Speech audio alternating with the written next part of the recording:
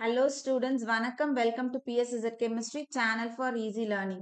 இந்த வீடியோல நம்ம என்ன பார்க்க போறோம் அப்படின்னா நீட் பாயிண்ட் ஆஃப் வியூல ஸ்ட்ரக்சர் ஆஃப் ஆட்டம்ல முக்கியமா நம்ம என்னெல்லாம் படிக்கணும், எதெல்லாம் படிச்சோம் அப்படின்னா அந்த சாப்டர்ல இருந்து வரக்கூடிய கொஸ்டின்ஸ் வந்து நம்ம அட்டென்ட் பண்ணலாம் அப்படின்றத ஒரே வீடியோவா ஒன் ஷாட் வீடியோவா உங்களுக்கு கொடுத்துருக்கோம்.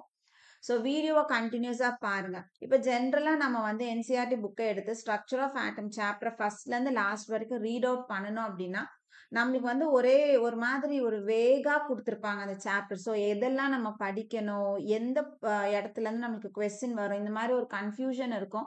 ஸோ இந்த வீடியோவை நீங்கள் ஃபுல்லாக பார்த்து முடிக்கும் போது சரி இவ்வளோதானா இந்த சாப்டர், இவ்வளோ படித்தா நம்மளால கொஸ்டின் அட்டன் பண்ண முடியுமா அப்படின்ற ஒரு தெளிவு கிடைக்கும். ஸோ நம்ம வீடியோவை ஸ்டார்ட் பண்ணுவோம்.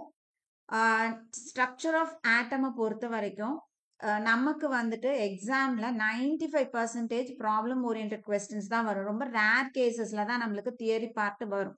ஸோ அதனால் நம்ம ஸ்டார்ட் பண்ணும்போது அந்த ஃபார்முலாஸ்லேருந்து நம்ம போக போகிறோம். ஃபர்ஸ்ட் ஃபார்முலா என்ன அப்படின்னா mu is equal to 3.29 into 10 to the power 15 into 1 by ni square minus 1 by nf square. Unit வந்து ஹெர்ட்ஸ் அல்லது per செகண்ட். ஸோ இதுல மியூ அப்படின்றது ஃப்ரீக்வன்சி, ni அப்படின்றது இனிஷியல்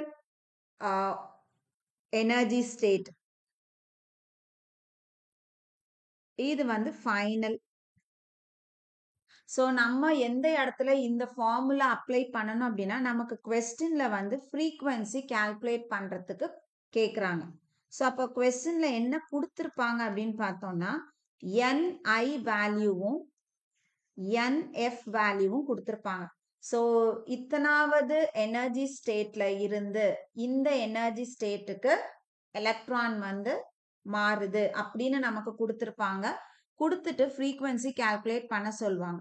ஸோ அந்த மாதிரி இருக்கிற பட்சத்தில் நீங்கள் டைரெக்டாக இந்த ஃபார்முலாவை அப்ளை பண்ணலாம். Mu is equal to 3.29 into 10 to the power 15 into 1 by n square minus 1 by f square.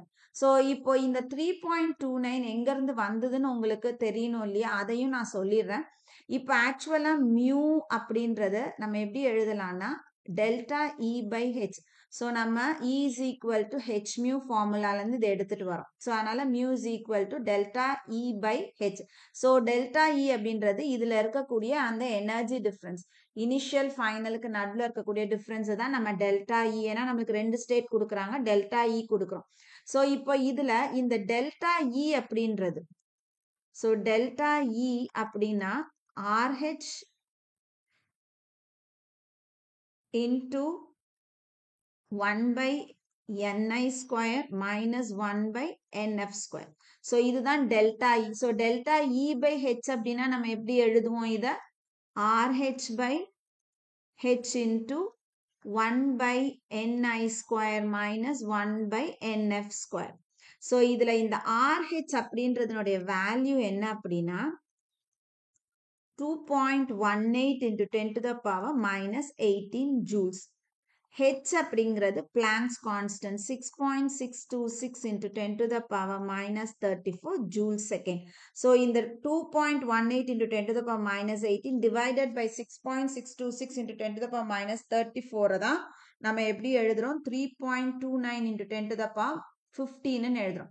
So நம்ம எக்ஸாம்ல இதெல்லாம் டிவைட் பண்றதுக்கு நம்மளுக்கு டைம் இருக்காது. அதனால நம்ம என்ன பண்ணோம், டைரக்டா அந்த டிவிஷன் வேல்யூவை எழுதிட்டோம் அப்படின்னா இந்த பார்ட் நம்ம கால்குலேட் பண்றது ரொம்ப ஈஸி. ஸோ அதனால எப்போ இந்த ஃபார்முலா அப்ளை பண்ணணும், ni nf கொடுத்துருக்காங்கன்னா ஃப்ரீக்வன்சி கண்டுபிடிக்க சொன்னா இந்த ஃபார்முலா. ஸோ ஃபார்முலா 1 முடிஞ்சிருச்சு. அடுத்தது செகண்ட் ஃபார்முலாவுக்கு போவோம். செகண்ட் ஃபார்முலா மியூ பார் அப்படின்றது it is wave number. Mu bar is equal to 1.09677 into 10 to the power 7 into 1 by ni square minus 1 by nf square metre inverse. நமக்கு unit வந்து m to the power minus 1 இருந்ததுன்னா இந்த formula நீங்க apply பண்ணும். அதே ஆன்சர்ல வந்து நம்மளுக்கு centimetre inverse, centimetre to the power minus 1னா 109,677 into 1 by ni square minus 1 by nf square formula substitute பண்ணும். So unit பார்த்துக்கோங்க, m to the power minus 1 இது, centimeter to the power minus 1 இது. So இந்த இடத்துல இந்த mu bar அப்படின்றத நம்ம எப்படி எழுதுறோம் அப்படின்னா mu by c. mu அப்படின்னா இப்பதான் நான் சொன்ன frequency, c அப்படின்றது velocity of light.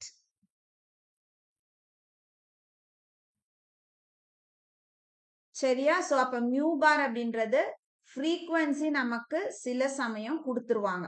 சரியா? சோ frequency கொடுத்து velocity of light நம்மளாதான் substitute பண்ற மாதிரி இருக்கும். அந்த மாதிரி substitute பண்ணோம்னா டைரக்டா நம்மளுக்கு கொடுத்திருக்க frequency divided by 3 into 10 to the power 8 meter per second போட்டோம்னா wave number நமக்கு கிடைக்கும். இல்ல இதுவும் எனக்கு கொடுக்கல, இதுவும் எனக்கு கொடுக்கல, எனக்கு என்ன மட்டும் கொடுத்திருக்காங்க, given வந்து ni கொடுத்திருக்காங்க, nf கொடுத்திருக்காங்க அப்படின்னா டைரக்டா எந்த ஃபார்முலா அப்ளை பண்ணிடணும், இந்த formula m to the power minus 1 இருந்தா, centimeter to the power minus 1 இருந்தா 109,677 அப்ளை பண்ணும். சோ இது சிம்பிள், அவ்வளவுதான். அடுத்தது மூணாவது formula, mu is equal to c by lambda. So maximum வந்து c நம்மளுக்கு கொடுக்கவே மாட்டாங்க. c அப்படின்றது velocity of light 3 into 10 to the power 8 meter per second. So இது வேல்யூ எல்லாருக்குமே தெரியும், சின்ன கிளாஸ்ல இருந்து நம்ம படிச்சிருக்கோம். So mu கண்டுபிடிக்க போறோம். நமக்கு lambda கொடுத்திருக்காங்க. lambdaனா wavelength. So wavelength வந்து given அப்படின்னா frequency கண்டுபிடிக்க சொன்னாங்கன்னா c by lambda 3 into 10 to the power 8 divided by எவ்வளோ wavelength கொடுத்திருக்காங்களோ அது. அல்லது நமக்கு வந்து frequency கண்டுபிடிக்க சொல்றாங்க, இது wavelength கண்டுபிடிக்க சொல்றாங்க, lambda கண்டுபிடிக்க சொல்றாங்க அப்படின்னா அந்த இடத்துல நம்மளுக்கு என்ன கொடுத்திருப்பாங்க, frequency கொடுத்திருக்காங்க. frequency given இருந்து நம்மள lambda கண்டுபிடிக்க சொன்னாங்கன்னா, wavelength கண்டுபிடிக்க சொன்னாங்கன்னா c by mu frequency. அடுத்தது wave number calculate பண்ண சொல்றாங்க, wavelength கொடுத்திருக்காங்கன்னா wavelength given, நம்மள wave number calculate பண்ண சொன்னாங்கன்னா formula 1 by lambda. so இந்த மூணு ஃபார்முலாவும் ரொம்ப சிம்பிளான ஃபார்முலாஸ் தான், டைரக்ட் சப்ஸ்டிடியூஷன். so மறுபடியும் நான் சொல்றேன், இந்த இடத்துல என்ன அப்படின்னா wavelength கொடுத்து frequency கேட்க சொன்னாங்கன்னா c by lambda, frequency கொடுத்து நமக்கு வந்து wavelength calculate பண்ண சொன்னாங்கன்னா c by mu. so இதே ஃபார்முலாவை தான் நம்ம என்ன பண்ணிருக்கோம், அப்படியே இன்டர்சேஞ்ச் பண்ணிருக்கோம் இங்க வரும்போது. அடுத்தது lambda கொடுத்து wave number கேட்டாங்கன்னா 1 by lambda. so மூணாவது செட் ஆஃப் ஃபார்முலாஸ் முடிஞ்சிருச்சு. அடுத்தது ஃபோர்த் செட்டுக்கு போறோம்.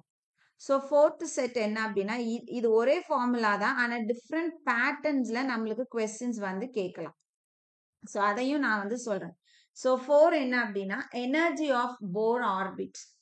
so எனர்ஜி கால்குலேட் பண்ண சொல்றாங்க. ஃபர்ஸ்ட் கொடுத்திருக்க formula minus RH into 1 by n square அப்படின்றது this is for hydrogen atom. so Bohr ஆர்பிட்டினுடைய எனர்ஜி ஃபார் ஹைட்ரஜன் ஆட்டமுக்குன்னா minus RH into 1 by n square formula. R வந்து நம்மளுக்கு வந்து இதுல பாருங்க, ஆப்ஷன்ஸ்ல வந்து யூனிட் ஜூல்ல கொடுத்திருக்காங்கன்னா இந்த RH ஃபார்ம் இது வந்து வேல்யூ வந்து 2.18 into 10 to the power minus 18. இதே வந்து எலக்ட்ரான் வோல்ட்ல வேல்யூஸ் இருக்குது, ஆப்ஷன்ஸ் இருக்குது அப்படின்னா RH நீங்க சப்ஸ்டிடியூட் பண்ண வேண்டிய வேல்யூ minus 13.6. so சிம்பிள் தான். உங்களுக்கு எப்படி கொடுத்துருவாங்க, calculate the energy of an electron in 6th orbit இல்லனா 5th orbit அப்படின்னு கொடுத்தாங்கன்னா டைரக்டா அப்ப n is equal to உங்களுக்கு கொடுத்துருவாங்க. so இந்த இடத்துல n ஓட value will be given. so என்ன கொடுத்திருக்காங்க, 4 கொடுக்குறாங்க, 2 கொடுக்குறாங்க, 3 கொடுக்குறாங்களோ அந்த இடத்துல இங்க சப்ஸ்டிடியூட் பண்ணிக்க வேண்டாம், 3 ஸ்கொயர் 2 ஸ்கொயர்னு சப்ஸ்டிடியூட் பண்ணி வேல்யூஸ் எடுக்க வேண்டாம். so நம்ம ஞாபகம் வச்சுக்க வேண்டியது ஆன்சர்ல நம்மளுக்கு ஜூல்ஸ் இருக்குதா எலக்ட்ரான் வோல்ட் இருக்குதா, ஜூல்ஸ் இருந்ததுன்னா 2.18 into 10 to the power minus 18 போடணும், எலக்ட்ரான் வோல்ட்டா இருந்துச்சுன்னா minus 13.6 போடணும். அடுத்த டைரக்ட் கொஸ்டின் என்னன்னா ஹைட்ரஜன் லைக் ஆட்டம்க்கு கொடுப்பாங்க. அதாவது சில சமயம் லித்தியமுக்கு கால்குலேட் பண்ண சொல்றாங்க. அந்த மாதிரி ஹைட்ரஜன் அல்லாத, அதாவது இப்போ எக்ஸாம்பிளுக்கு He பிளஸ் கொடுக்குறாங்க, அப்புறம் வந்து Li2 பிளஸ் கொடுக்குறாங்க. ஸோ இந்த மாதிரி கொடுக்குறாங்க அப்படின்னா அதுக்கு நம்ம யூஸ் பண்ண வேண்டிய ஃபார்முலா என்ன அப்படின்னா -RH into Z²/n². So Z அப்படின்றது அட்டாமிக் நம்பர். ஸோ ஹைட்ரஜனுக்கு பிரச்சனை இல்லை, அட்டாமிக் நம்பர் 1. ஸோ இப்போ நம்மளுக்கு ஹீலியம் கொடுக்குறாங்க, லித்தியம் அயான் கொடுக்குறாங்க அப்படின்னா ஹீலியம் வரும்போது 2 போடணும், லித்தியம் அயான் வரும்போது 3 போடணும். அப்போ இந்த இடத்துல வந்து வேல்யூஸ் மாறும்.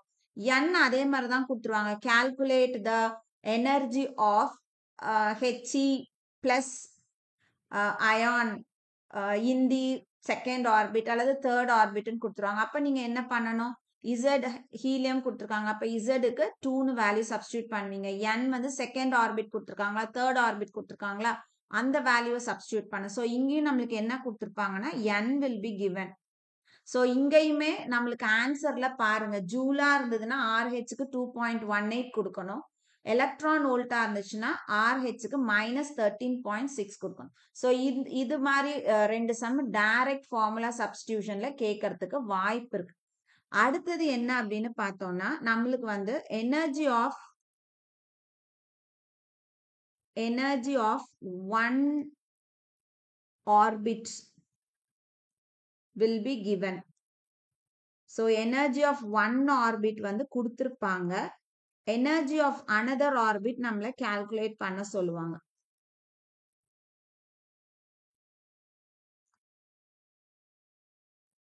இப்போ எக்ஸாம்பிளுக்கு தேர்ட் ஆர்பிட்டினுடைய எனர்ஜி கொடுத்துருவாங்க, ஃபோர்த் ஆர்பிட்டினுடைய எனர்ஜியை கால்குலேட் பண்ண சொல்லுவாங்க.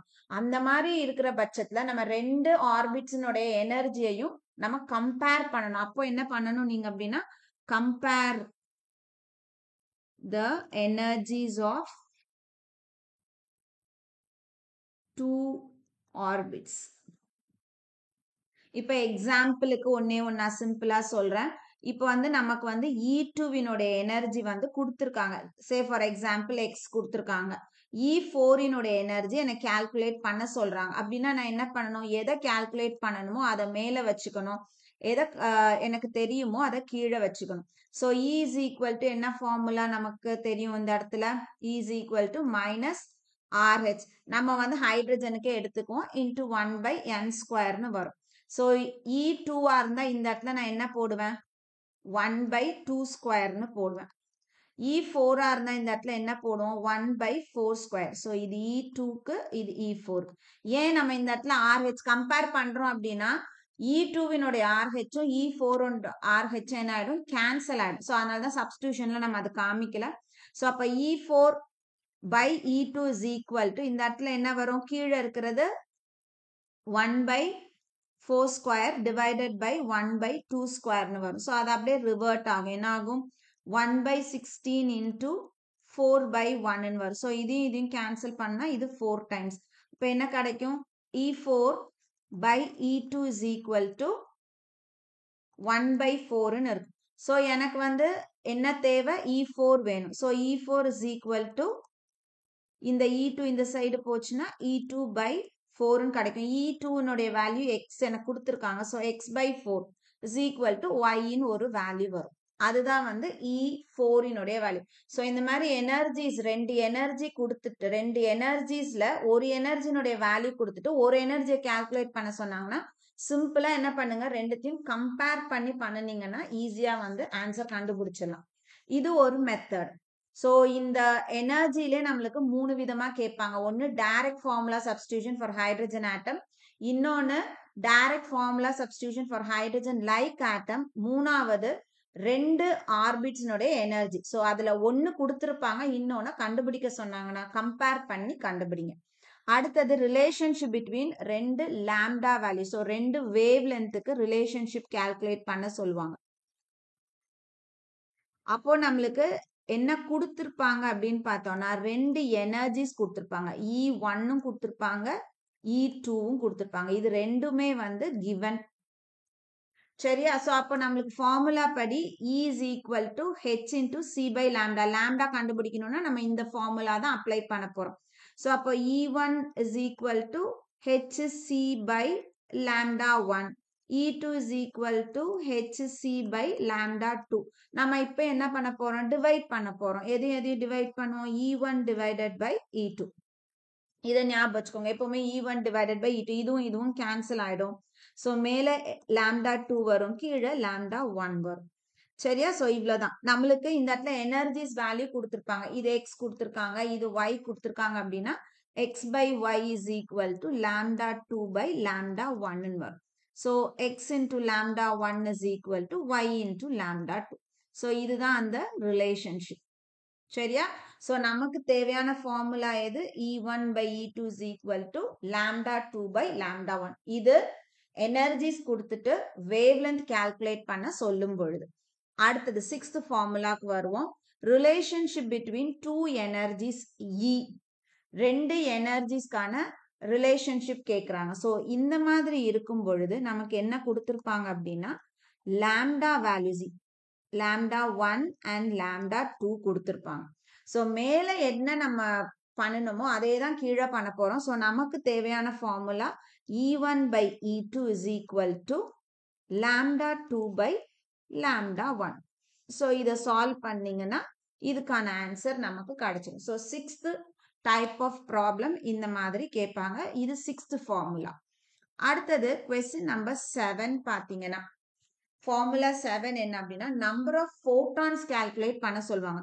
ஸோ நம்பர் ஆஃப் ஃபோட்டான்ஸ் எப்படி கால்குலேட் பண்ணணும்? ஃபார்முலா என்ன? Power divided by energy. அப்போ நம்மளுக்கு கொஸ்டின்ல என்னெல்லாம் ப்ரொவைட் பண்ணியிருப்பாங்கன்னு நமக்கு தெரியணும். பவர் வந்து ஜென்ரலா கொஸ்டின்ல கொடுத்துருவாங்க, இன் வாட்ஸ்ல கொடுப்பாங்க. ஸோ எக்ஸ் வாட்னு கொடுப்பாங்க. இதை நம்ம என்னவா கன்வெர்ட் பண்ணிக்கணும்னா ஜூல் பர் செகண்டா கன்வெர்ட் பண்ணணும். ஸோ அப்போ எக்ஸ் எவ்வளோ கொடுத்துருக்காங்களோ அப்படியே ஜூல் பர் செகண்ட், 1 வாட் அப்படின்னா ஜூல் பர் செகண்ட்னு அர்த்தம். அப்படியே கன்வெர்ட் பண்ணிக்குவோம். அதுக்கப்புறம் இந்த இடத்துல நம்மளுக்கு எனர்ஜி கால்குலேஷன் தான் நம்ம பண்ணணும். ஸோ எனர்ஜி அப்படின்னா நமக்கு ஃபார்முலா என்ன? E is equal to hc by lambda. So H அப்படின்றது கான்ஸ்டன்ட் வேல்யூ நமக்கு தெரியணும். So 6.626 into 10 to the power minus 34 joule செகண்ட்ன்றது கண்டிப்பா தெரிஞ்சிருக்கணும். சியும் நம்மளுக்கு தெரியும் 3 into 10 to the power 8 metre per second. So இந்த வேல்யூஸ் எல்லாம் கம்பல்சரி நம்மளுக்கு பை ஹார்ட்டா தெரியும். அப்போ லாம்டா கொடுத்துருப்பாங்க, லாம்டா வில் பி கிவன்.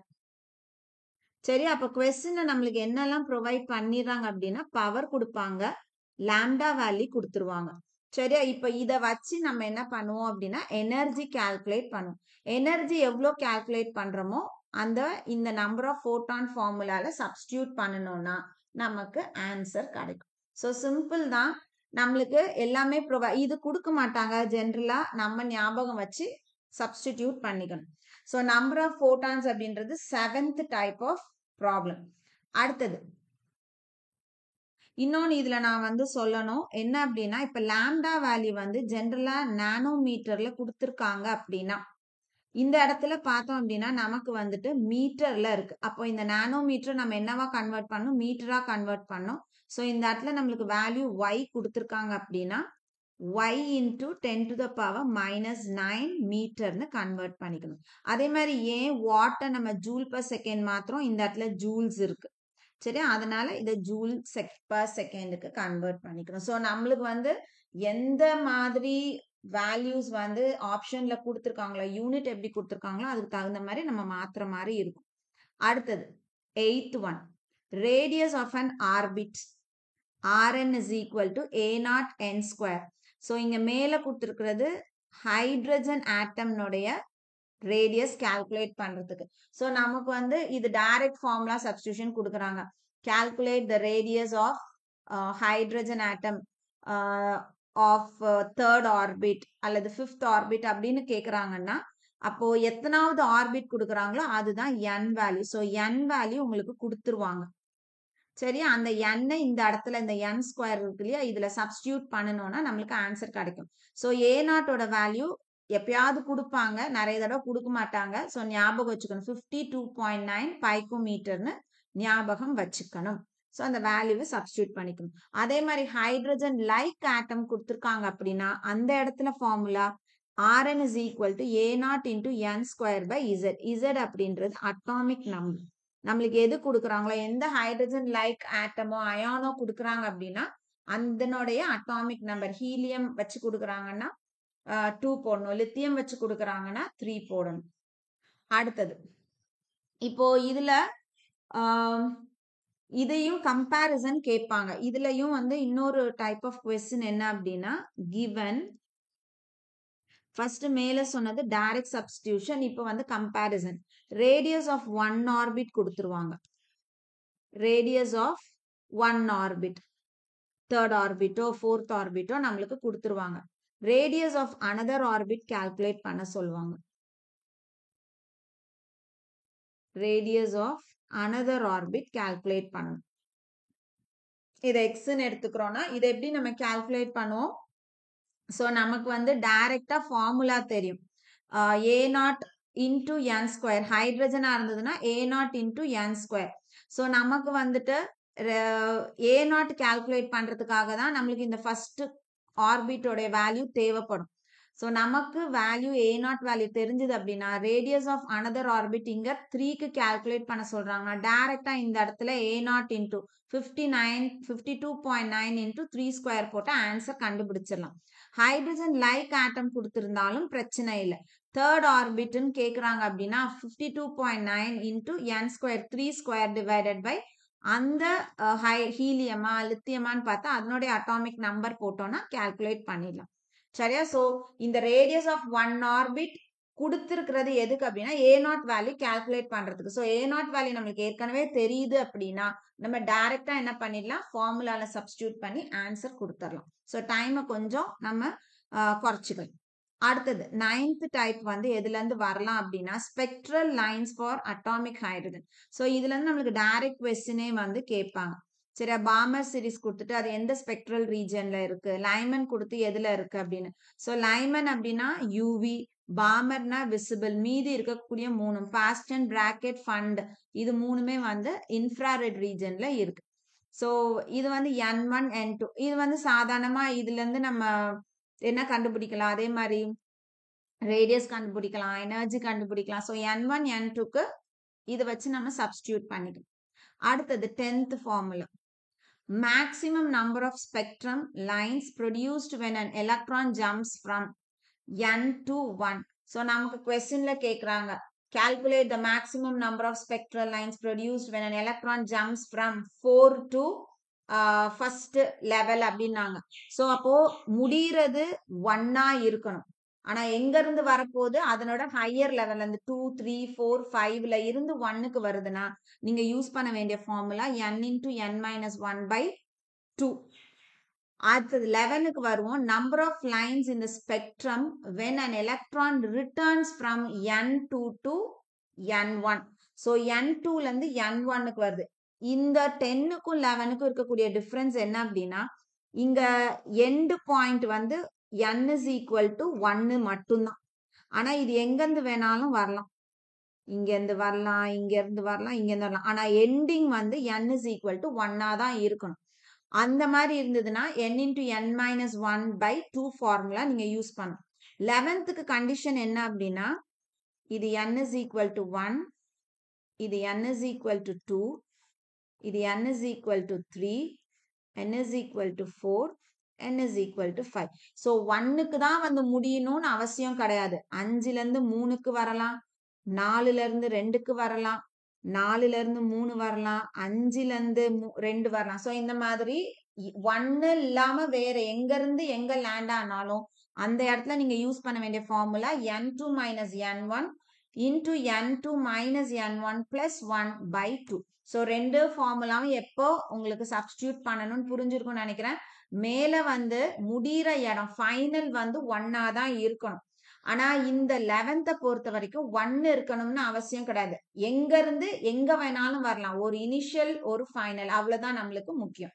சரியா? ஸோ ரெண்டு ஃபார்முலாஸும் டிஃப்ரெண்ட் ஃபார்முலாஸ் ஞாபகம் வச்சுக்கணும். ஸோ 12th பார்ட்டுக்கு வரும். ஸோ 12th பார்ட் வந்து de Broglie equation. So de Broglie equation அப்படின்றது அதுல இருந்து நம்ம என்ன கண்டுபிடிப்போம் அப்படின்னா டி ப்ராக்லி வேவ் லென்த் கண்டுபிடிப்போம். ஸோ லாம்டா வந்து இங்க டி ப்ராக்லி வேவ் லென்த். இது வந்து நம்ம எப்பவுமே என்ன யூனிட்ல கொடுப்போம்னா மீட்டர்ல தான் கொடுக்க போறோம். அதனுடைய formula h by mv. So இதுல m அப்படின்றது மாஸ், v அப்படின்றது வெலாசிட்டி, h அப்படின்றது எப்பவும் போல பிளாங்க்ஸ் கான்ஸ்டன்ட். சரியா? இப்போ இதுல வந்து நம்மளுக்கு டைரக்டாவே என்ன கொடுப்பாங்கன்னா மாஸும் வெலாசிட்டியும் கொடுத்துட்டு லாம்டா கால்குலேட் பண்ண சொன்னாங்கன்னா அப்படியே டைரக்ட் ஃபார்முலா சப்ஸ்டிடியூஷன். ஆனா இங்க பார்த்தோம் அப்படின்னா நம்மளுக்கு அந்த யூனிட்ஸ் வந்து கொஞ்சம் கால்குலேட் பண்றது கேர்ஃபுல்லா பண்ணணும். ஏன் அப்படின்னா பிளாங்க்ஸ் கான்ஸ்டன்ட் இருக்கு இல்லையா, இதனுடைய வேல்யூ பார்த்தோன்னா 6.626 into 10 to the power minus 34 joule second. இதுதான் இதனுடைய ஃபார்முலா. வெலாசிட்டி நம்மளுக்கு எதுல கொடுப்பாங்க, வெலாசிட்டின்றது ஸ்பீடுல கொடுப்பாங்க. ஸோ மீட்டர் பர் செகண்ட் நம்மளுக்கு யூனிட் இருக்கும். என்ன வேல்யூ கொடுத்து மீட்டர் பர் செகண்ட். மாஸ் அப்படின்றது யூஸ்வலா கிலோகிராம்ல கொடுப்பாங்க. இப்போ நம்ம லாம்டா கால்குலேட் பண்றோம் அப்படின்னா லாம்டா இஸ் ஈக்குவல் டு, நான் யூனிட் மட்டும் போடுறேன், மேல வந்து ஜூல் செகண்ட் இருக்கும், டிவைடட் பை கீழே வெலாசிட்டிக்கு metre per second into kilogram. சரியா? ஸோ இதுல நம்ம எதை கேன்சல் பண்ண முடியும், எனக்கு வந்து யூனிட் இதுக்கு என்னன்னு வரணும், மீட்டர்னு வரணும். அப்போ எனக்கு வந்து இந்த கிலோகிராம் கேன்சல் ஆகணும், ஜூல் கேன்சல் ஆகணும். ஸோ அப்போ நான் யூனிட்டை கொஞ்சம் மாத்துறேன். எப்படி மாத்த போறேன், இந்த இடத்துல joule is equal to kilogram metre square second to the power -2. So இதுதான் ஜூலுக்கு. அப்போ இந்த இடத்துல ஜூல் செகண்ட் அப்படின்றத இன்னொரு எஸ் நம்ம சேர்த்துக்கிறோம். ஜூல் அப்படின்றது kilogram metre square s to the power -2. பக்கத்துல ஒரு செகண்ட் இருக்கு, அதனால எஸ் சேர்த்துக்கிறோம். ஸோ இது என்னவா மாறும், மேல எழுதும் போது kilogram metre square s to the power -2 s divided by metre per second into kilogram. இப்போ நம்ம எதெல்லாம் கேன்சல் பண்ண முடியும், கிலோகிராம் கிலோகிராம் கேன்சல் ஆயிடுது, இதுல ஒரு மீட்டர் கேன்சல் ஆயிடுது. ஸோ எம் இருக்கு. இப்போ இதுல -1 -2ல இங்க ஒரு -1 பேலன்ஸ் இருக்கு, இதுல ஒரு 1. ஸோ இதுவும் கேன்சல் ஆயிடும். அப்போ எது மட்டும் நம்மளுக்கு பேலன்ஸ் இருக்கும், மீட்டர் மட்டும் பேலன்ஸ் இருக்கும். ஸோ அப்போ லாம்டாவுக்கு யூனிட் நம்மளுக்கு என்ன வரணும், மீட்டர். அதனால இந்த கன்வர்ஷன் கொஞ்சம் கிளியரா தெரிஞ்சு வச்சுக்கோங்க. ஸோ டி ப்ராக்லி ஈக்குவேஷன் இது மாஸும் வெலாசிட்டியும் கொடுத்துருந்தாங்கன்னா டைரக்ட் ஃபார்முலா சப்ஸ்டிடியூஷன்ல வந்து. அடுத்ததுக்கு வரும், அடுத்தது 13th வரும். இந்த 13ல பார்த்தோம் அப்படின்னா இங்கேயும் நம்மளுக்கு டி ப்ராக்லி வேவ் லென்த் தான் கால்குலேட் பண்ண சொல்றாங்க. ஆனா இங்க வந்து நம்மளுக்கு மாஸோ வெலாசிட்டியோ கொடுக்கல. என்ன கொடுத்துருக்காங்க, a0 வேல்யூ கொடுத்துருக்காங்க, nth ஆர்பிட்டோட வேல்யூ, எந்த n அப்படின்ற வேல்யூ கொடுத்துருக்காங்க. இப்போ இந்த மாதிரி கொடுத்துருக்காங்க, a0 கொடுத்துருக்காங்க, n வேல்யூ கொடுத்துருக்காங்க. அதுல இருந்து லாம்டா எப்படி கால்குலேட் பண்றது. ஸோ லாம்டாவோட ஃபார்முலா நமக்கு தெரியும், h by mv. சரியா? ஸோ a0 வச்சு நம்ம என்ன கால்குலேட் பண்ணலாம், a0 வச்சு நம்ம ரேடியஸ் கால்குலேட் பண்ணலாம். So rn is equal to a0 n. சரியா? ஸோ ரேடியஸ் நம்ம கால்குலேட் பண்ணிடுறோம். இப்போ நமக்கு வந்து அந்த டி ப்ராக்லி ஈக்குவேஷன் டிரைவ் பண்றதுக்கு முன்னாடி பார்த்தோம் அப்படின்னா orbital angular momentum will be equal to nh by integral multiple of h by 2πன்னு ஒரு ஃபார்முலா ஒன்று இருக்கும். ஸோ அப்போ அது வந்து mvr is equal to n into h by 2π. இதுதான் வந்து ஃபார்முலா. இப்போ இதை நம்ம கொஞ்சம் அப்படியே இந்த இதுக்கு மாத்துவோம். எப்படி மாத்துவோம், h இந்த mv இந்த சைடு கொண்டு வரலாம். சரியா? mv இந்த சைடு கொண்டு வந்தோம்னா இது h by mv ஆகும். இந்த 2π எங்க போகும், அப்போ இந்த சைடு போகும். சரியா? 2π மேல போகும், n எங்க வரும், கீழே வரும். ஸோ சிம்பிள் கிராஸ் மல்டிப்ளை தான் பண்றோம். அப்போ லெஃப்ட் சைட்ல நம்ம என்னெல்லாம் எழுதலாம், 2π மேல வந்துருது, r அங்க அப்படியே இருக்கு, n கீழே வருது. இந்த பக்கம் h மேலேயே இருக்கு, mv கீழே வருது. ஸோ இந்த வேல்யூவை என்ன நான் சப்ஸ்டியூட் பண்ணலாம், லாம்டான்னு சப்ஸ்டியூட் பண்ணலாம். சரியா? ஸோ அப்போ இந்த இடத்துல எனக்கு என்ன கிடைக்கும், lambda is equal to 2π r by n கிடைக்கும். ஸோ அவ்வளோதான், நம்மளுக்கு லாம்டா கால்குலேட் பண்ணிடலாம். பையோட வேல்யூ 3.14 போட போறீங்க. r அப்படின்றது இந்த இடத்துல நீங்க கால்குலேட் பண்றீங்க. சரியா? இது வந்து கால்குலேட்டட் வேல்யூ. n அப்படின்றது இங்க உங்களுக்கு கொஸ்டின்ல கொடுத்திருக்க given வேல்யூ. ஸோ இதை சப்ஸ்டியூட் பண்ணோம்னா நம்மளால ஈஸியா என்ன கால்குலேட் பண்ண முடியும், lambda de Broglie wavelength calculate பண்ணலாம். ஸோ எதெல்லாம் கொடுத்துருக்காங்களோ அதை அப்படியே உள்ள வாங்கி எந்த ஃபார்முலால அப்ளை பண்ணி கொண்டு வர முடியும்னு பார்க்க வேண்டாம். ஸோ இதே ஃபார்முலாஸ்குள்ள தான் நம்ம எல்லாம் சுத்தி சுத்தி செய்ய போறோம். அடுத்தது 14th அடுத்த டைப் ஆஃப் lambda calculation. இங்கேயும் நம்ம de Broglie wavelength தான் போறோம். de Broglie wavelength. ஸோ இங்க நம்மளுக்கு என்னெல்லாம் கொடுத்துருப்பாங்க அப்படின்னா கைனட்டிக் எனர்ஜி கொடுத்துருப்பாங்க, மாஸ் கொடுத்துருக்காங்க. ஸோ கைனட்டிக் எனர்ஜி மாஸ் வச்சு நம்ம வந்து லாம்டா எப்படி கால்குலேட் பண்றது? So lambda is equal to h by mv. ஸோ இதுதான் நம்மளுக்கு ஸ்டாண்டர்ட் ஃபார்முலா. இப்போ மாஸ் தெரியுது, வெலாசிட்டி எதுல இருந்து எடுக்கலாம்? Kinetic energy. ஸோ கைனட்டிக் எனர்ஜியோட ஃபார்முலா என்ன? Half mv square. ஸோ நம்மளுக்கு கைனட்டிக் எனர்ஜி கொடுத்துருக்காங்க, இதுல இருந்து வி எடுக்கலாம். So v square is equal to என்ன ஆகும்? 2 வந்து கைனட்டிக் எனர்ஜி கிட்ட போகும். So 2 into kinetic energy divided by எம்னு வரும். Therefore v is equal to square அந்த பக்கம் போச்சுன்னா square root 2 into kinetic energy divided by m the whole 1 by 2. So இங்க இருந்து நீங்க என்ன கண்டுபிடிச்சிருங்க? வெலாசிட்டி கண்டுபிடிச்சிருங்க. Mass given. ஸோ ஃபார்முலால எப்படி சப்ஸ்டியூட் பண்ணுவோம்? h வந்து Planck's constant value தான் 6.626 into 10 to the power minus 34 divided by mass வந்து questionல given into v வந்து இப்ப நம்ம calculate பண்றோம், calculated value. சரியா? ஸோ அப்போ de Broglie wavelength வந்து நம்மளுக்கு 3 விதத்துல இது வரைக்கும் கொஸ்டின் பேப்பர்ல கேட்டிருக்காங்க. இதே வந்து வேற வேற வேல்யூஸ் கொடுத்து டேர்ம்ஸ் மட்டும் மாத்தி மாத்தி கேட்டிருக்காங்க. ஒன்னு direct formula substitution, lambda is equal to h by mv, மாஸும் வெலாசிட்டியும் கொடுத்துட்டு லாம்டா கால்குலேட் பண்றது. ரெண்டாவது பார்த்தோம் அப்படின்னா எதுவுமே கொடுக்காம நம்மளுக்கு மாஸோ அல்லது வந்து வெலாசிட்டியோ கொடுக்காம வெறும் ஏ நாட்டும் என் வேல்யூ மட்டும் கொடுத்துருந்தாங்கன்னா அதை எப்படி கண்டுபிடிக்கிறது? Lambda is equal to 2 by r by n. ஆரோட வேல்யூ எப்படி கண்டுபிடிப்பீங்க? ஏ நாட் என் கண்டுபிடிக்கிறீங்க. அடுத்தது கைனட்டிக் எனர்ஜி கொடுத்து மாஸ் கொடுத்து லாம்டா கால்குலேட் பண்ண சொன்னாங்கன்னா நம்ம என்ன பண்ணணும்? வெலாசிட்டியை வந்து கைனட்டிக் எனர்ஜில இருந்து கால்குலேட் பண்றோம். 2 into KE by m the whole 1 by 2 போட்டோம் அப்படின்னா வெலாசிட்டி கால்குலேட் பண்ணிடலாம். H Planck's constant, m given. சரியா? ஸோ இந்த 3 விதமான கொஸ்டின்ஸ் வரும். அடுத்தது பார்த்தோம் அப்படின்னா ஹெசன்பர்க்ஸ் அன்சர்டெனிட்டி பிரின்சிபல். ஸோ ஒரே ஃபார்முலா தான், ஆனா நம்ம வந்து டிஃப்ரெண்ட் டைப்ஸ்ல சப்ஸ்டிடியூஷன் பண்ணலாம். ஹெசன்பர்க்ஸ் அன்சர்டெனிட்டி பிரின்சிபல் அப்படின்றது delta x into delta p is equal to 4 by 4 pi. So delta x அப்படின்றது uncertainty in position. delta p அப்படிங்கிறது uncertainty in momentum. So delta p நம்ம எப்படியும் எழுதலாம் அப்படின்னா m into delta v. delta v அப்படின்றது velocity.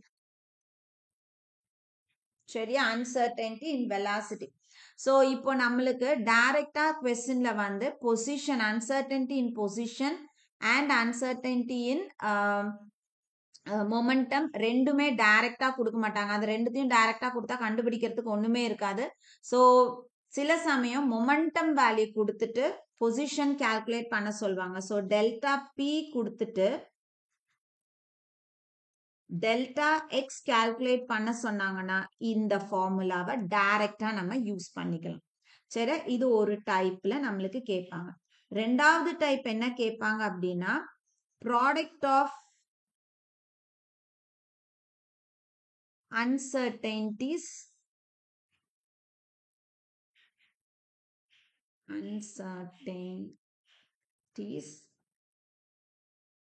in position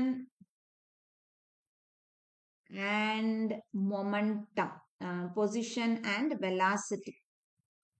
position and velocity அப்படின்னா என்ன அர்த்தம்? Delta x into delta v calculate பண்ணும். அப்போ ஃபார்முலாவை நம்ம எப்படி மாத்துவோம்?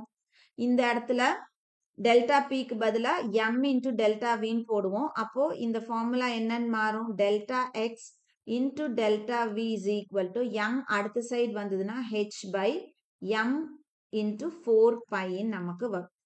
இது ஒரு மாதிரி கேட்பாங்க. சரியா? ஸோ இந்த மாதிரி நம்மளுக்கு ஒரே ஃபார்முலாவை தான் நம்ம என்ன பண்ண போறோம், மாத்தி மாத்தி வந்து அப்ளை பண்ண போறோம். அப்புறம் சில சமயம் நம்மளுக்கு பெருசா வந்து மொமெண்டம் குடுக்க மாட்டாங்க. பெருசா டைரக்ட்டா மாஸும் டெல்டா வியும் குடுத்துருவாங்க. சேஞ்ச் இன் வெலாசிட்டி குடுத்துட்டு நம்மள என்ன கால்குலேட் பண்ண சொல்லுவாங்கன்னா, டெல்டா எக்ஸ். இங்க குடுத்துருக்கோம் இல்லையா? இங்க மொமெண்டம் குடுத்துட்டு டெல்டா எக்ஸ். சில சமயம் என்ன பண்ணுவாங்க அப்படின்னா, எம்மும் டெல்டா வியும் குடுத்துருவாங்க. நம்மள என்ன கால்குலேட் பண்ண சொல்லுவாங்க, டெல்டா எக்ஸ் கால்குலேட் பண்ண சொல்லுவாங்க. சரியா? சில சமயம் நம்மளுக்கு வந்து என்ன குடுப்பாங்க, டெல்டா எக்ஸ் குடுத்துருவாங்க, டெல்டா வி குடுத்துருவாங்க. குடுத்துட்டு இது 2ம் கிவன். குடுத்துட்டு எம் கால்குலேட் பண்ண சொன்னாங்கன்னா என்ன பண்ணணும், இதே ஃபார்முலா தான். எம் இஸ் ஈக்குவல் டு என்னன்னு வரும், h by 4 pi into delta x into delta v. So ஒரே ஃபார்முலா தான். ஹெசன்பர்க்ஸ் அன்சர்டனிட்டி பிரின்சிபல் அப்படின்றது ஒரே ஃபார்முலா. நம்மளுக்கு என்ன கேட்குறாங்களோ அதுக்கு தகுந்த மாதிரி அந்த ஃபார்முலாவை மாற்றி மாற்றி அரேஞ்ச் பண்ணிக்கணும். ஸோ ரொம்ப ரொம்ப ஈஸியாக வரும். இதில் டைரக்டா இல்லாத ஒரு கொஸ்டின் என்ன அப்படின்னா, ஸ்பீட் வித் அக்யூரசி ஒரு கொஸ்டின் கொடுப்பாங்க. அப்படின்னா என்ன, நம்மளுக்கு இதே ஃபார்முலா தான் அப்ளை பண்ண போறோம். Delta x into delta p is equal to h by 4 pi, அல்லது delta x into m into delta v is equal to h by 4 by.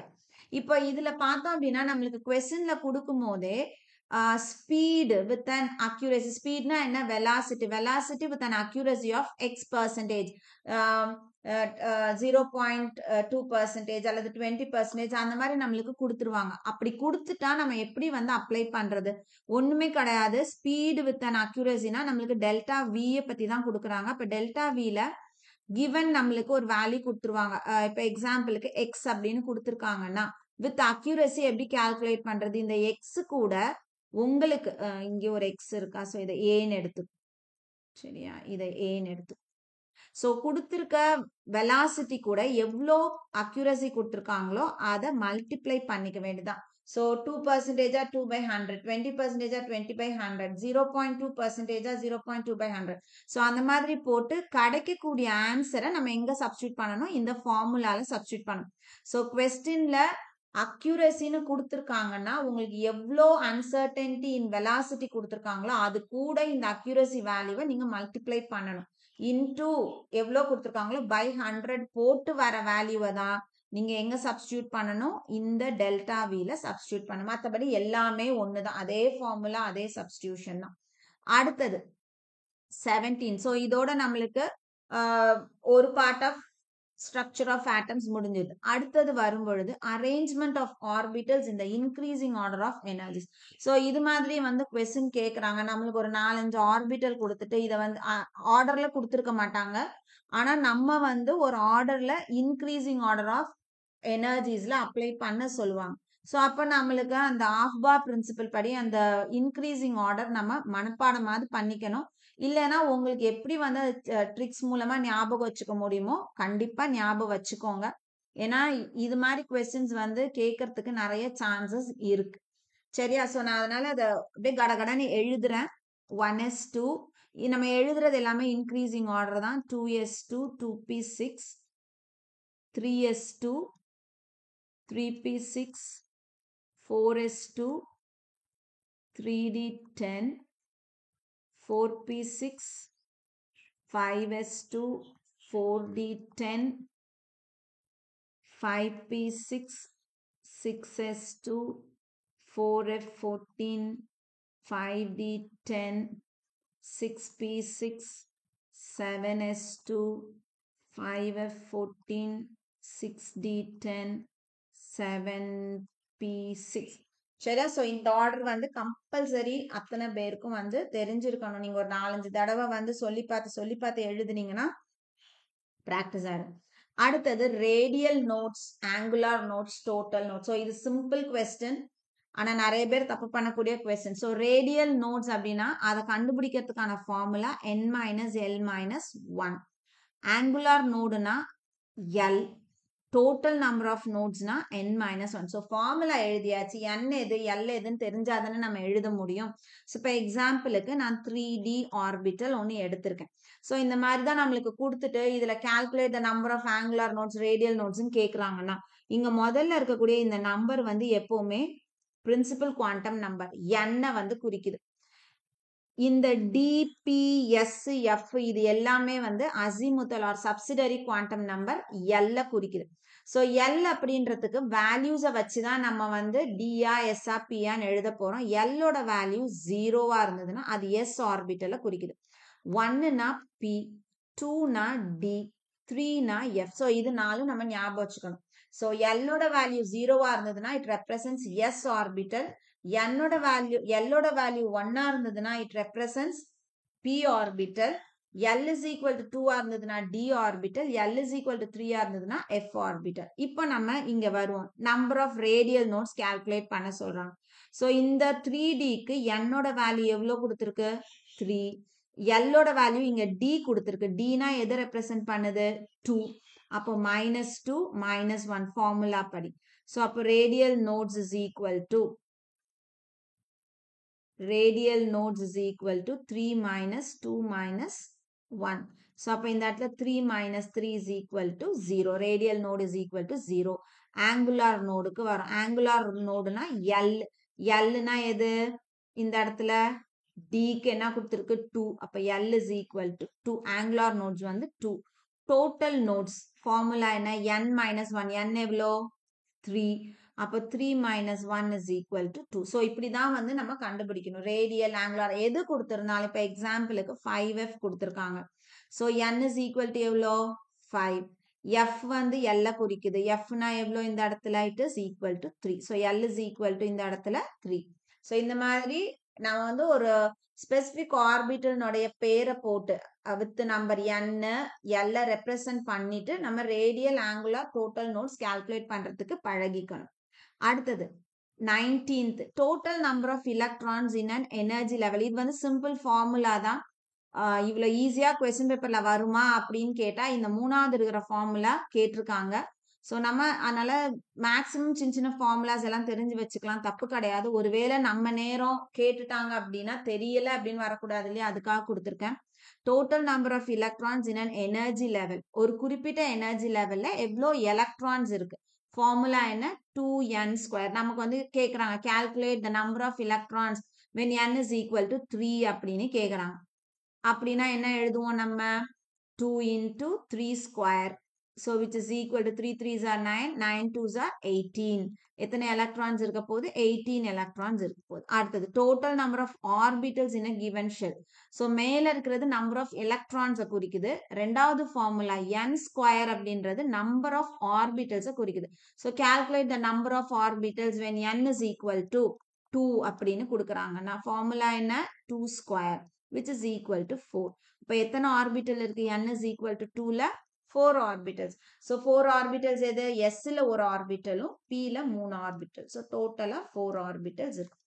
So நீங்க வந்து பேசிக்கா அந்த இது வந்து நம்மளுக்கு தெரியணும். அந்த 4 குவாண்டம் நம்பர்ஸும் கொஞ்சம் கிளியரா தெரிஞ்சதுன்னா இது வந்து ஈஸியா வந்து எழுதிடலாம். அடுத்தது 3வது number of electrons in a given subshell. So ஒரு குறிப்பிட்ட சப்ஷெல்ல நம்மளுக்கு எவ்வளோ எலக்ட்ரான்ஸ் இருக்கு. ஸோ அதுக்கான ஃபார்முலா 2 into 2l plus 1 அல்லது 4l plus 2. இதை அப்படியே மல்டிப்ளை பண்ணியிருக்கோம். ஸோ 4l plus 2 இந்த ரெண்டு ஃபார்முலாஸும் ரொம்ப ரொம்ப முக்கியம். ஸோ அதே மாதிரி தான் ஓகேவா. ஸோ இந்த 3 ஃபார்முலாஸ் நல்லா தெரிஞ்சுக்கணும். ஸோ லாஸ்ட் பார்ட் நம்மளுக்கு ஸ்ட்ரக்சர் ஆஃப் ஆட்டம்ல எந்த பார்ட் அப்படின்னு பார்த்தோம்னா merely based on quantum number. So quantum நம்பர்ஸை பேஸ் பண்ணி நம்மளுக்கு கொஸ்டின்ஸ் வந்து கேட்கறதுக்கு நிறைய சான்சஸ் இருக்கு. ஸோ எந்த மாதிரி எல்லாம் கொஸ்டின்ஸ் இதுக்கு முன்னாடி வந்திருக்கு அப்படின்னு பார்த்தோம்னா நமக்கு வந்துட்டு ஒரு எலமெண்டினுடைய அட்டாமிக் நம்பர் கொடுத்துருவாங்க. இப்போ எக்ஸாம்பிளுக்கு 15 கொடுத்துருக்காங்கன்னு வச்சுக்கோம், சரியா. So for the element having atomic number 15 calculate the 4 sets of quantum numbers for the valence electron கேட்டுருவாங்க. ஸோ அப்போ 15 எலக்ட்ரான்ஸுக்கு நம்ம எழுத போறது இல்லை. இந்த 15ல வேலன்ஸ் எலக்ட்ரான் எதுவோ அதுக்கு 4 செட் ஆஃப் குவாண்டம் நம்பர்ஸ் எழுதுங்கன்னு. ஸோ அப்போ 15 கான்ஃபிகரேஷன் என்ன எழுதணும்? 1s2 2s2 2p3 2p6 3s2 3p3. So 15 வந்துச்சு. அப்போ வேலன்ஸ் எலக்ட்ரான் எதுல இருக்கு? 2 3. ஸோ இங்க இருக்கக்கூடிய இந்த வேலன்ஸ் எலக்ட்ரானுக்கு நம்ம குவாண்டம் நம்பர்ஸ் எழுத போறோம். எப்படி எழுதுவோம்? n எழுதணும், l எழுதணும், m எழுதணும், எஸ் எழுதணும். ஸோ n அப்படின்னா எதுல இருக்குது 3. Lனா எது P. Pனா என்ன எழுதணும்? L is equal to 0 1 2 3. So S P D F. Pனா என்ன எழுதணும்? 1. So L is equal to 1 இருந்தது அப்படின்னா அந்த இடத்துல நம்மளுக்கு என்னெல்லாம் இருக்கும்? M வந்து -1 0 +1. ஸோ இந்த இடத்துல இது +1 இருக்கும். அடுத்தது S ஒரே ஒரு எலக்ட்ரான் இருக்கு. ஸோ 1/2. ஸோ இப்படிதான் வந்து நம்ம 4 குவாண்டம் நம்பர்ஸும் எழுத போறோம். ஸோ இந்த மாதிரி கொஸ்டின்ஸ் ஒரு அட்டாமிக் நம்பர் கொடுத்துட்டு அந்த அட்டாமிக் நம்பர்ல இருக்கக்கூடிய எலமெண்ட்ல லாஸ்ட் வேலன்ஸ் எலக்ட்ரானுக்கான 4 செட்ஸ் ஆஃப் குவாண்டம் நம்பர்ஸ் எழுத சொல்லுவாங்க. அடுத்தது அவங்களே வந்துட்டு ஒரு செட் ஆஃப் குவாண்டம் நம்பர் கொடுத்துட்டு இதுக்கு இதை எழுதுங்க. அதாவது இப்ப நம்ம 3Pன்னு எழுதுறோம் இல்லையா, அந்த மாதிரி 3P 5P 2P அந்த மாதிரி நம்மள டெசிக்னேட் பண்ண சொல்லுவாங்க. அடுத்தது ஒரு 4 ஆப்ஷன்ல 4 செட் ஆஃப் குவாண்டம் நம்பர்ஸ் கொடுத்துட்டு இதுல எது கரெக்ட் எது வந்து இன்கரெக்ட்னு கண்டுபிடிக்க சொல்லுவாங்க. இப்ப எக்ஸாம்பிளுக்கு இப்படி கொடுத்துருக்காங்க NLMS கொடுத்துட்டாங்க. ஸோ இது ஒரு செட், இதை ஏன்னு எடுத்துக்குவோம். 2 2 1 + ½ இன்னொரு செட்டு கொடுத்துருக்காங்க 4 3 -2 -1/2. ஸோ இது ரெண்டுத்துல எது வந்து correct set of quantum numbers நம்மள ஐடென்டிஃபை பண்ண சொல்றாங்க அப்படின்னா நம்ம என்ன பண்ணணும்? Nல இருந்து ஸ்டார்ட் பண்ணணும். ஸோ இந்த கொஸ்டினா நம்ம அட்டன் பண்ணோம்னா நம்மளுக்கு குவாண்டம் நம்பர்ஸ் ஓரளவுக்கு தெளிவா புரிஞ்சிருக்கணும். So N is equal to 2 இருக்குது. நான் ஃபர்ஸ்ட்டுக்கு எழுதுறேன். N is equal to 2 இருந்தது அப்படின்னா Lோட வேல்யூ 0 இருக்கலாம் 1 இருக்கலாம். M என்னவாகும்? L 0 இருந்ததுன்னா M வந்து 0 இருக்கும். L is equal to 1 இருந்ததுன்னா Mக்கு வேல்யூஸ் என்ன இருக்கலாம்? -1 0 +1. ஸோ இங்க பொறுத்த வரைக்கும் இந்த இடத்துல +½ -½ வரும். இங்கேயும் அதே மாதிரி +½ -½ ஒன்னொன்னுக்கு வரும். ஸோ அப்போ இதுல வந்து N is equal to 2 இருந்ததுன்னா Lோட வேல்யூ 2 கிடையாது. 2 வரவே வராது. L 0 1 வரைக்கும் தான் இருக்குமே தவிர்த்து 2 வராது. அப்போ இந்த இடத்துல இது கிடையாது. சரியா? மற்றபடி L is equal to 2 இல்லை அப்படின்னாவே Mக்கு வேல்யூ அந்த இடத்துல இல்லைன்னு அர்த்தம். ஸோ இந்த இது வந்து தப்பு. அடுத்தது இங்க வரும். N is equal to 4க்கு வரும். N is equal to 4 இருந்ததுன்னா Lோட வேல்யூ எத்தனைலாம் வரும்? L is equal to 0 வரும் 1 வரும் 2 வரும் 3 வரைக்கும் வரும்.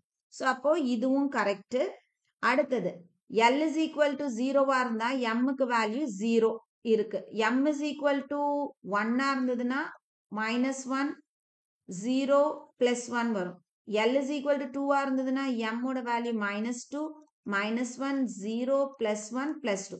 அப்போ இந்த இடத்துல நம்மளுக்கு -2 வேல்யூ இருக்குது. ஸோ -½ Sக்கு வந்து 1 +½ இருக்கலாம் அல்லது -½ இருக்கலாம். ஸோ இதுவும் வந்து கரெக்ட். அப்போ இந்த இடத்துல பி ஆப்ஷன்ல 4மே வந்து correct set of quantum numbers. அப்போ நம்மளோட ஆன்சர் எதுவா இருக்கணும்? பி. ஸோ இந்த மாதிரி நம்மளுக்கு செட்டா கொடுத்துருவாங்க. நீங்க ஒன்னா அதை வந்து ஐடென்டிஃபை பண்ண. ஸோ இது வந்து நீங்க ப்ராக்டிஸ் பண்ணினீங்கன்னா ஈஸியா வந்து இந்த மாதிரி கொஸ்டின்ஸ் தப்பு இல்லாம நம்ம அட்டென்ட் பண்ண முடியும். ஸோ இப்போ ஃபுல் ஸ்ட்ரக்சர் ஆஃப் ஆட்டம் எடுத்துக்கிட்டோம்னா நம்ம வந்து இந்த 20 பாயிண்ட்ஸ்ன்னு சொல்லலாம். ஸோ 20 டிஃப்ரெண்ட் பாயிண்ட்ஸ் கொடுத்துருக்கோம். அதில் வந்து ப்ராப்ளம் ஓரியன்ட் கொஸ்டின்ஸும் வந்து எதெல்லாம் கொடுத்துருவாங்க, நீங்கள் அதை எப்படி அப்ளை பண்ணணுன்றது வரைக்கும் உங்களுக்கு சொல்லியிருக்கேன். ஸோ கண்டிப்பாக உங்களுக்கு வந்து இந்த வீடியோ வந்து கண்டிப்பாக யூஸ்ஃபுல்லான வீடியோவாக இருக்கணும். ஸோ இந்த வீடியோவை நீங்கள் பார்த்து முடிச்சுட்டு ஸ்ட்ரக்சர் ஆஃப் ஆட்டம் ரிவைஸ் பண்ணினீங்க அப்படின்னா உங்களுக்கு இந்த ஃபார்முலாஸ் தெரிஞ்சதுன்னா 10 to 15 மினிட்ஸ்ல உங்களால ஸ்ட்ரக்சர் ஆஃப் ஆட்டம்ஸ் சாப்டர் வந்து தரவு பண்ண முடியும். ஸோ இந்த வீடியோ வந்து உங்களுக்கு பிடிச்சிருக்கு அப்படின்னா லைக் பண்ணுங்க, கமெண்ட் பண்ணுங்க, ஷேர் பண்ணுங்க, மறக்காம சேனலை சப்ஸ்கிரைப் பண்ணுங்க. உங்களோட கமெண்ட்ஸ் வந்து ரொம்ப ரொம்ப முக்கியம். ஏன்னா நீங்க கொடுக்குற கமெண்ட்ஸ் வச்சுதான் அடுத்த வீடியோ வந்து போஸ்ட் பண்றதுக்கு எங்களுக்கு வந்து அது ஒரு பூஸ்டப் மாதிரி. ஸோ நிறைய பேர் வீடியோஸ் பார்க்குறீங்க, அந்த கமெண்ட் செக்ஷன்ல வந்து உங்களோட கமெண்ட் வீடியோ எப்படி இருந்தது, உங்களுக்கு யூஸ்ஃபுல்லா இருந்ததா அப்படின்றத கொடுத்தீங்கன்னா எங்களுக்கு இன்னமும் யூஸ்ஃபுல்லா இருக்கும். ஸோ அதை நாங்கள் பார்த்துட்டு அடுத்து சாப்டர்ஸ் வந்து இன்னும் கூட எப்படி இம்ப்ரூவைஸ் பண்ணி வீடியோ கொடுக்கலாம் அப்படின்றதுக்கு ஹெல்ப்ஃபுல்லாக இருக்கும். ஸோ கண்டினியூ பண்ணுங்க. உங்களோட கமெண்ட்ஸை வந்து கண்டிப்பாக கொடுங்க பார்க்குறவங்க எல்லாரும். இதே மாதிரி இன்னொரு சாப்டரோட உங்களை நெக்ஸ்ட் வீடியோவில் பார்க்குறேன். தேங்க்யூ.